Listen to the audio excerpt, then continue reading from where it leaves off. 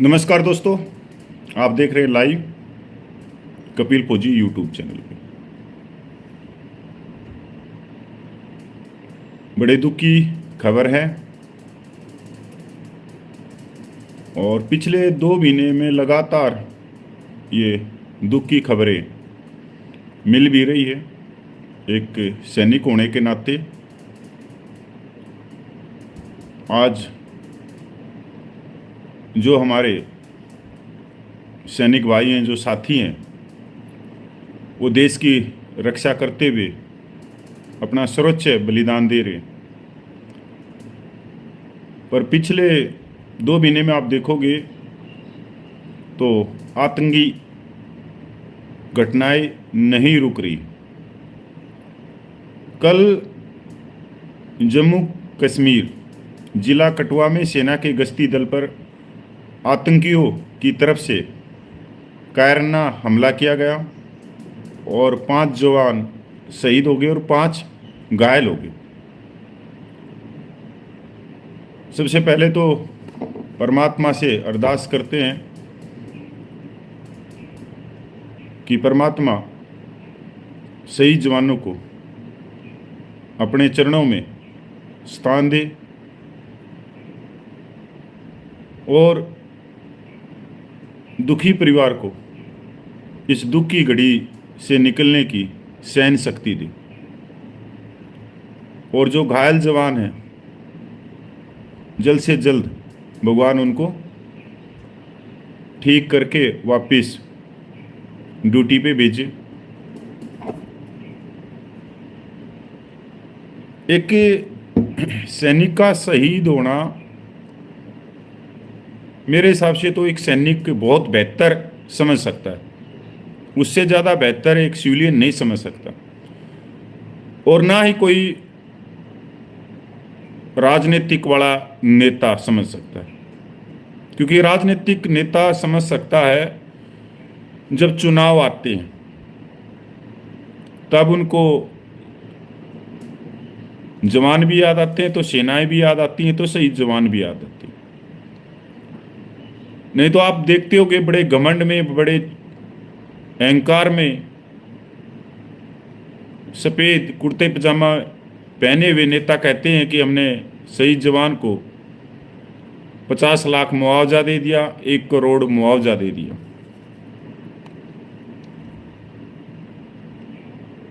बड़े आप लोगों को भी ठेस पूछती होगी जब इस तरह की कोई नेता कहता कि मुआवजा दे दिया। समझ में नहीं आता, 75 साल हो गए देश को आज़ाद हुए, कब ये सैनिकों की इज्जत करना सीखेंगे, कब उनको सम्मान देना सीखेंगे। मुआवजा जैसे मजदूर के, किसान के बच्चे वहाँ मुआवजा लेने के लिए गए हुए नहीं, उनका एक जुनून होता है, एक शौक होता है कि उनको भाई जो फौज की ड्रेस है वो पहनने का मौका मिले और देश की रक्षा करे। क्योंकि जब माँ की गोद में होते हैं तब वो कहानियाँ ही क्रांतिकारियों की सुनता है। सरदार भगत सिंह, उधम सिंह, चंद्रशेखर आज़ाद, करतार सिंह सराफा, महारानी झांसी की रानी, इन कहानियों से वो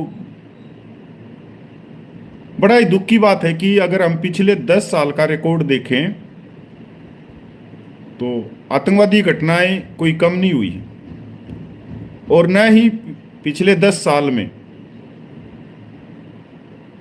जवानों की जो शहीद होने की संख्या है वो कम हुई है।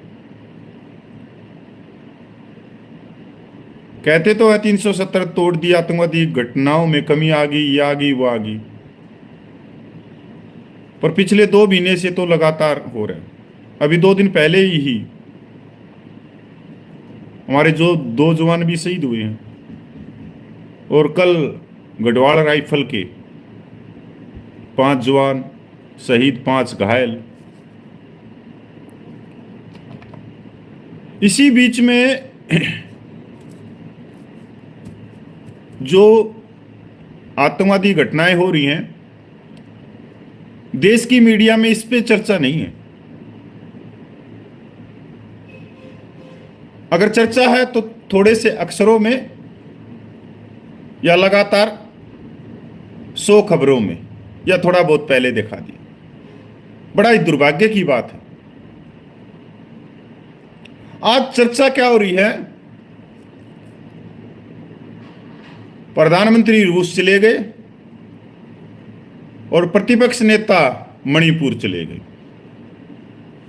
यह चीज चल रही है मीडिया में।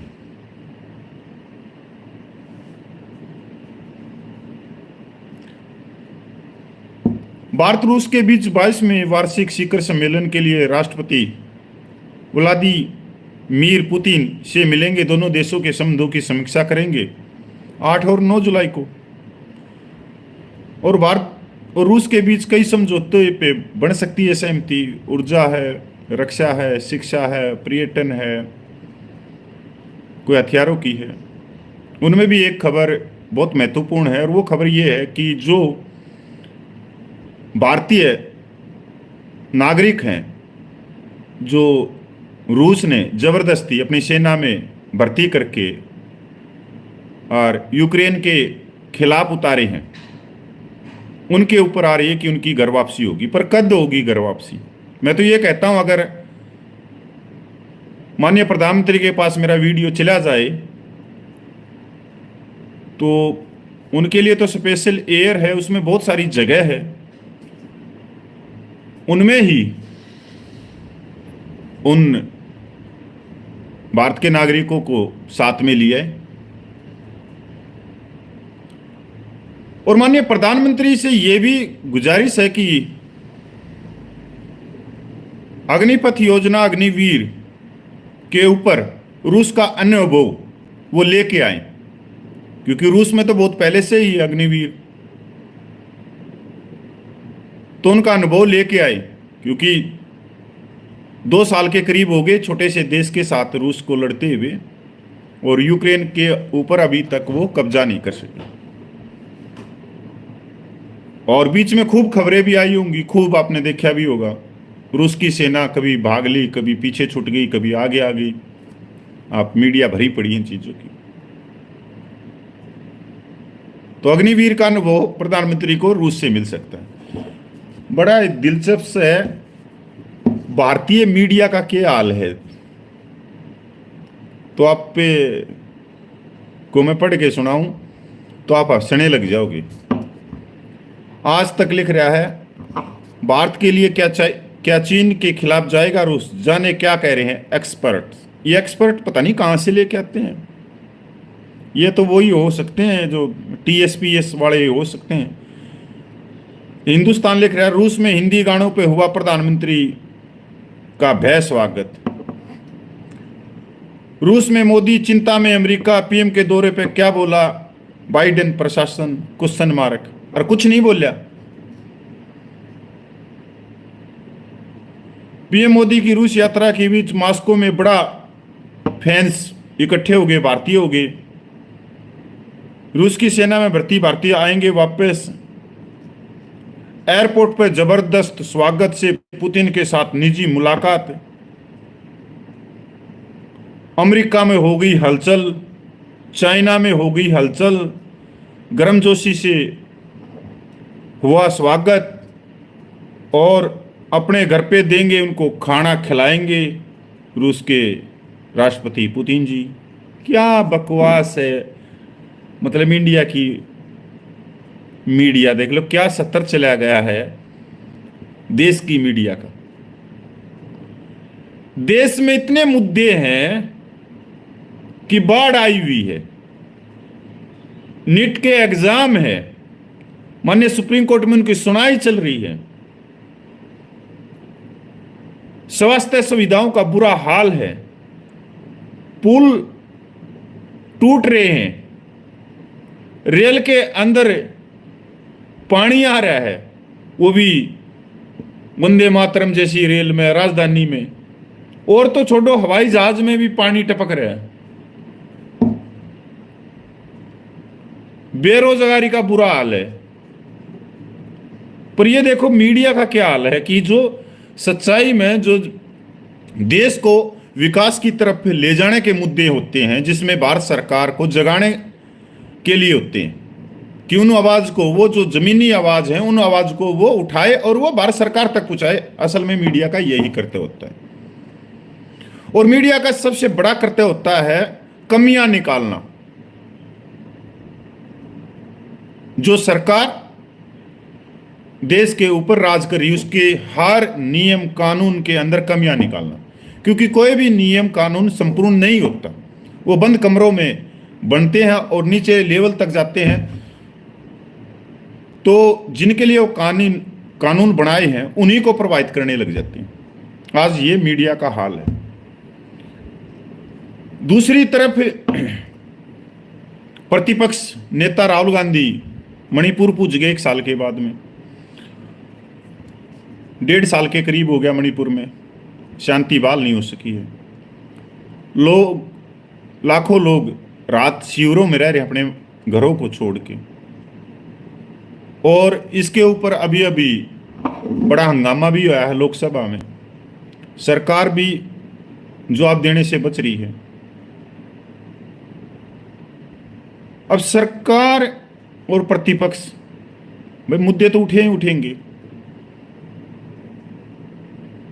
पर राहुल गांधी को 1 साल में मौका मिला है। वैसे लोकसभा में उनको मौका नहीं मिला मणिपुर जाने का, लोकसभा चुनाव था।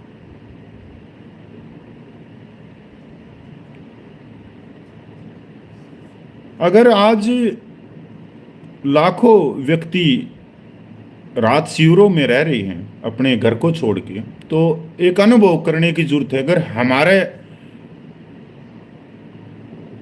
स्टेट में, गांव में, या हमारे को अपना घर मकान छोड़ के रात शिविरों में रहना पड़े, तो यार ये तो बड़ा ही दुख भरी है। और सरकार के लिए तो शर्मनाक है कि सरकार कर क्या रही। मणिपुर भारत का अभिन्न अंग है, पर सोशल मीडिया जो भारत की गोदी मीडिया है, वो वहां के लोगों का दुख आंसुएं नहीं दिखा रही। राहुल गांधी असम में भी पूछे बाढ़ पीड़ितों से, भाई उन्होंने मुलाकात भी करी। सबसे बड़ी बात यह है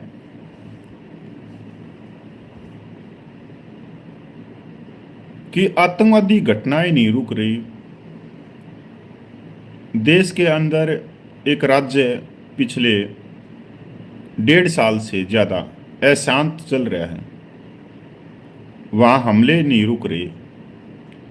वहाँ लोगों को शांति के लिए भारत सरकार क्या कदम उठा रही। प्रतिपक्ष नेता ने तो भाई अच्छा मैसेज दिया है कि मैं यहाँ पे कोई राजनीतिक करने के लिए नहीं आया हूँ, ना ही मैं कोई राजनीतिक बयान करूँगा। मैं भारत सरकार को ही कहता हूँ, माननीय प्रधानमंत्री को कहता हूँ, मोदी जी को, कि वो मणिपुर में आए और इन लोगों के आंसू पूछे, शांति बहाल करे। और मैं पूरे मणिपुर के नागरिकों को कहना चाहता हूँ, भाईचारा, मोहब्बत से रहो, क्योंकि इससे किसी का भला नहीं है, हिंसा से किसी का भला नहीं है। और भाई मैं तो मणिपुर में खास 3 साल के करीब रहा हूँ। जिस तरह से देश में धर्म के नाम पे दुकानें चलती हैं बाबाओं की, अभी हाथरस में हुआ जैसे, ये एक दुकान है, एक व्यापार है, एक उद्योग है। और धर्म अफीम की तरह नशा, वो चटा दो तो लोग जैसे बाबा निकलते हैं रास्ते से, उसकी धूड़ को उठा के माथे के लगाने लग जाएंगे, कपड़े में बांध लेंगे। ऐसे ही जो देश में अशांति फैलाते हैं, उनके भी ठेकेदार हैं। नॉर्थ ईस्ट में हैं ऐसे ठेकेदार जो अपने अपने ग्रुप बना लेते हैं, वो भी उनका एक उद्योग है। और जो आम नागरिक हैं उनको बरगलाना, खासकर नौजवानों को गुमराह करना और उनके हाथों में हथियार दे देना। उनकी दुकानदारी चलती रहती है, उनको पता नहीं कहां से फंडिंग मिलती रहती होगी। तो भारत सरकार को सबसे पहले उनकी कमर तोड़नी चाहिए कि वो ठेकेदार कौन है जो आमने सामने रहने वाले पड़ोसियों को दुश्मन बना देते हैं। और ऐसा ही मणिपुर में भी हुआ है।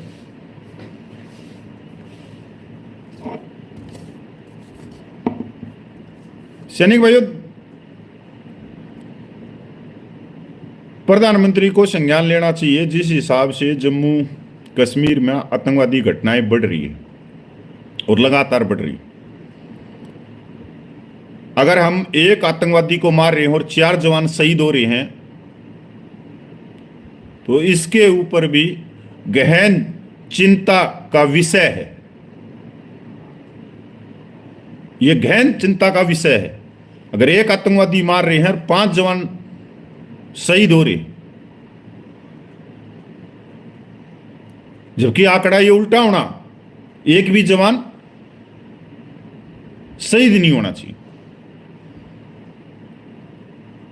और इसके लिए तो ट्रेनिंग होनी और जो सहायक प्रथा है उसको भी निकालना बहुत जरूरी है आज 2024 में। पर पिछले 10 सालों में मेरे हिसाब से हजारों पत्र दिए होंगे माननीय प्रधानमंत्री को। पता नहीं माननीय प्रधानमंत्री 18 घंटे कौन सा काम करते हैं कि देश भर से अगर कोई पत्र आए तो उनकी टीम उन पत्रों के बारे में भी नहीं बताती। और जबकि प्रधानमंत्री को जो बिठाया है कुर्सी के ऊपर, वो इसलिए बिठाया है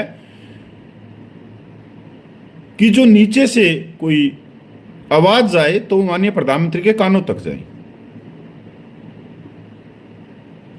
और ये कोई इंडिविजुअल की नहीं थी, आम व्यक्ति की नहीं थी।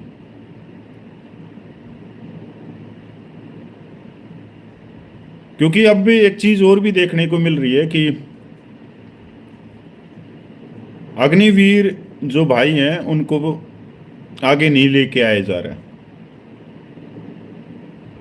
सरकार की तरफ से होगा कोई मैसेज या सरकार की करकरी हो रही होगी,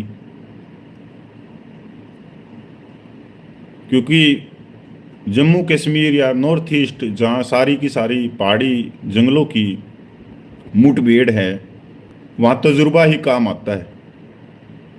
वहाँ सैन्य मॉडलों की लड़ाई नहीं है कि वो रेत के टिब्बे बना लिए और डंडे से एक को उठा दिया यहाँ रख दिया, यहाँ से यहाँ उठा दिया, यहाँ से कोई टैंक उठा के वहाँ रख दिया। इनकी नहीं है। पहाड़ियों की तो पूरी की पूरी तजुर्बे की लड़ाई। और तजुर्बा आता है जब 10-10, 15-15, 20-20, 25-25 साल नौकरी हो जाए। कहते हैं ज्ञान तो सारी जिंदगी में भी नहीं आया करे, कितना ही पढ़ लो ज्ञान कभी खत्म नहीं होता। ऐसा ही सेनाओं में होता है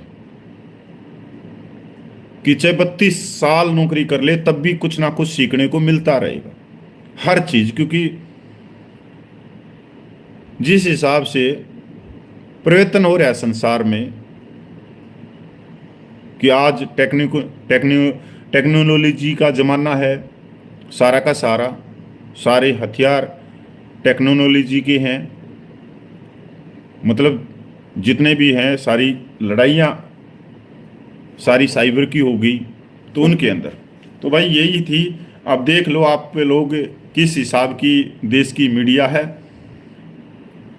कि मीडिया सर पे यहीं पे चल रही है कि रूस चले गए, बस यही चल रहा है। 2 दिन से, और 2 दिन और चलता रहेगा।